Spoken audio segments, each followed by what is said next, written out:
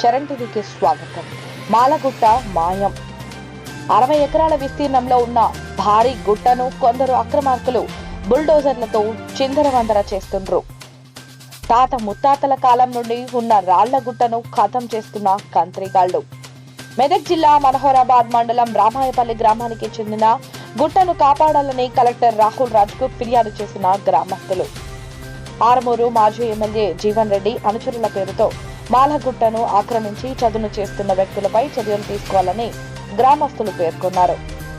సహజ సిద్ధంగా ఏర్పడిన ప్రభుత్వ ఆస్తులను ధ్వంసం చేస్తూ పర్యావరణాన్ని నాశనం చేస్తున్న అక్రమార్కులను కఠినంగా శిక్షించాలని స్థానికులు కోరుతున్నారు. ఎలాంటి మైనింగ్ పర్మిషన్లు లేకుండానే గుట్టను పిండి చేస్తూ గ్రామ పంచాయతీ అనుమతి లేకుండానే గుట్టపై భారీ షెడ్డు నిర్మించారని తెలిపారు.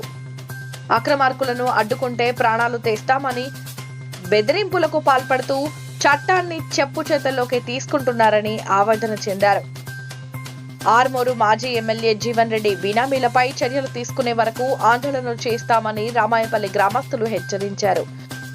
గుట్టను మింగుతున్న కచరగాండ్ల అరాచకాలపై త్వరలో మీ చరణ్ టీవీలో పార్ట్ 2.